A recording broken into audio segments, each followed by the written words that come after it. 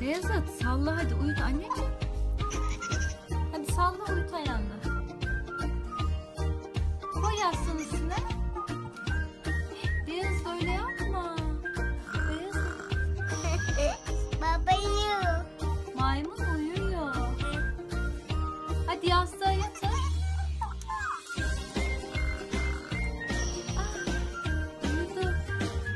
Beyazıt, oradaki bebeğe de yatır anneciğim. Beyazıt. Hadi uyu. Ah, düştü.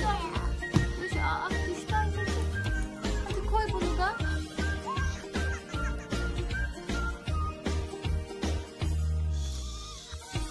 Hadi Uyudu mu? Sessiz olalım.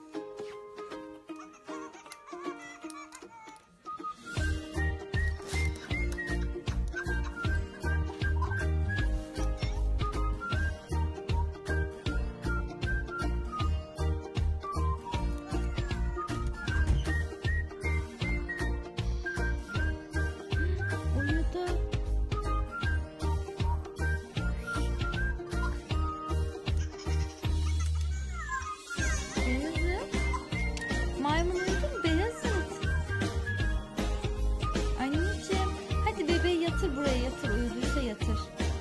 Hadi salla ayağını da. Yok. Nereye gittiler? Anne yok. Yok mu oldular? Neredeler anneciğim? Hani bebek nerede? Ördek de kayboldu. Neredeler? Buradaymış.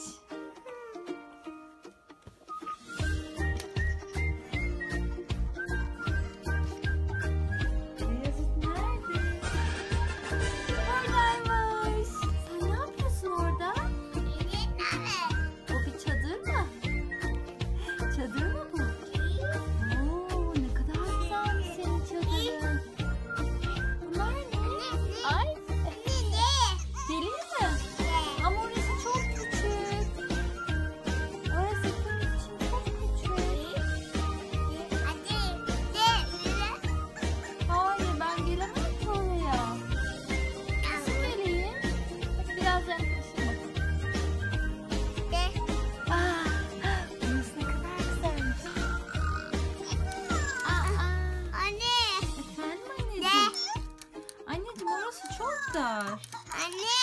Anneciğim, hadi sen bu maymunu uyut. Hadi maymunu uyutalım. Ay. Yatsın hadi.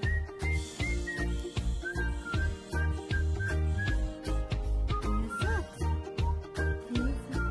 Bu maymun uyudu galiba. Bak.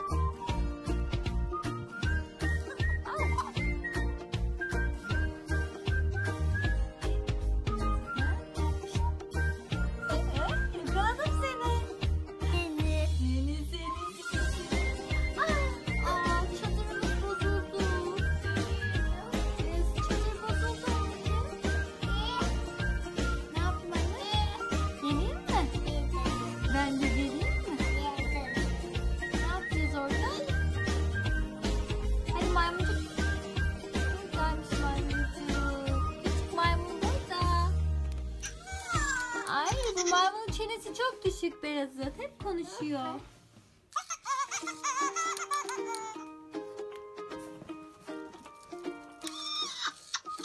Şuna bak yaramaza sen. Anne. Efendim? Anne istedi. Anneciğim, neden